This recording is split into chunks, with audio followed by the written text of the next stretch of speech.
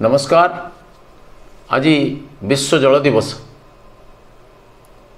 कहुई जल ही जीवन। जल बिना जीवन संभव नुहे।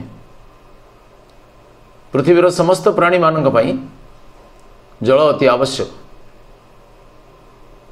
अनेक ग्रह नक्षत्र अछंती जोंठी जीवन नहीं, कहीं जल नहीं, वायु नहीं।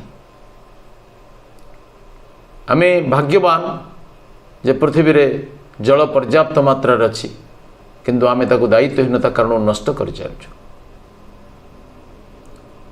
विभिन्न उपयोगिता जलर अच्छी। पीवा पानी, धुआधोई पाई, गाधोइबा पाई, जलसेचन पाई, खनिज पदार्थ उत्तोलन पाई, कलकारखाना पाई, निर्माण पाई जलर बहुविध उपयोगिता को आमको स्वीकार करिया पड़े।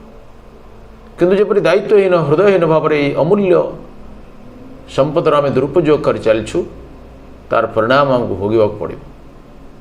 जल हूँ परमात्मांकर विधातांकर समग्र सृष्टि पर एक अमूल्य वरदान, किंतु ता प्रति आम अत्यंत निर्दय व्यवहार कर चलछु। जल चोरी गोटे साधारण घटना परिणत होती। आमर खनि माफिया माने, कल कारखानार मालिक माने अत्यंत दायित्वहीन भाव में जल को चोरी करुछंती एवं निजर स्वार्थपर विनियोग करुछंती। जो जल चाष जमी बाड़ा कथा से जल को अन्य काम रे लगा जाउछि। माटी तलु पानी आनिकरी चाषरे मड़ा जाउछि एवं वर्षा जल को समुद्र को बहिबा छाड़ी दिया जाउछि। इंद्र भगवान घर आसवा पर जलधारा वरुण भगवान बाहर पहुँच जाउछंती। रास्तार कौन सी व्यवस्था नहीं ताको रोकवा। मान्यवर Narendra Modi etch drop more crop आह्वान देले, कैच रेन वाटर आह्वान देले। सारा पृथ्वी आज जलर गुरुत्व को उपलब्धि करा जाउछि, किंतु मानवीय व्यवहार रे विशेष परिवर्तन देखा जाउ नहीं। गाँव रे, सहर रे, नगर मानकरे टेप खोली देखिए लोक मैंने चल जाऊँ दिन सारा पानी बही चलछि। सारा पृथ्वी मनुष्यर आवश्यकता जी संपद दरकार ता अच्छी, किंतु जड़े लोकर लोभ पाई कि विनाशकारी कार्यपाई यथेष्ट संपद ना। से आम मान दायित्ववान आचरण करने को पड़ो। जल एक अमूल्य संपद। आज पहाड़ केविटी मानकरे क्रसर बसवा कारण, माइनिंग ऑपरेशन अविचारित भाव में होगा कारण जलर मूल स्रोत गुड़िक नष्ट हो जाउछि। फल अनेक झरणा, नदी, जलाशय शुकिला पड़ी। माटी तलर जल स्रोत तलकू तलकू जाउछि। ट्यूबवेल पानी धीरे धीरे तलकू चल जाउछि। ए भयानक परिस्थिति उद्धार पाइबार उपाय कौन? ए समस्तर प्रतिकार करने आमको अनेक त्याग स्वीकार करने पड़ो। मनुष्य ये सब दायी। आम एक नागरिक चेतना निर्माण करिवारे भयंकर भाव में असमर्थ होइछु। ए नागरिक चेतना दरकार।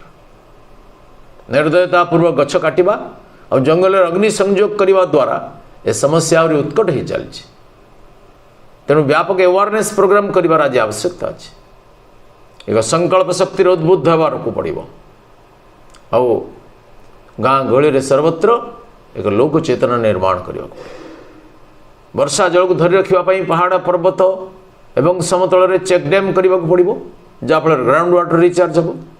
जल भंडार गुड़िकर जीर्णोद्धार करने को पड़ो, नुआ जल भंडार सृष्टि करने को पड़ो पहाड़ मूल अन्यत्र। बिंदु बिंदु जल को संरक्षित करी ग्राउंड वाटर को रिचार्ज करने को पड़ो। ताहले ट्यूबवेल पानी आसो, कूअरे आसो एवं पृथ्वी शस्य श्यामला हो, सबुजिमा भरा हो, ग्रीन बेल्ट निर्माण हो एवं अधिक ऑक्सीजन निर्माण हो, अधिक वर्षा हो एवं अधिक जल उपलब्ध हो। ये आमको कठोर परिश्रम करने को पड़ो। व्यापक जनचेतना जागृत करने को पड़ो। सरकारी और बेसरकारी स्तर में व्यक्तिगत भाव में समस्त को यही काम लगे पड़ो। माननीय नरेंद्र मोदी स्वप्न को साकार करने को पड़ो। प्रति घर को शुद्ध पानीय जल जोगे देवार संकल्प को साकार करने आमको एपरी कठिन परिश्रम करने को पड़ो। भौणी भाई माने आज सारा विश्व में जल संकट देखा देछि।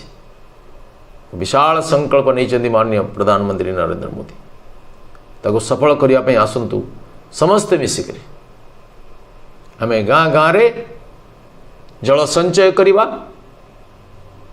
जल संचय विभिन्न कार्यक्रम हाथ को नेबा, वाटर कंजर्वेशन टैंक तैयारी करवा एवं वृक्षरोपण करवा।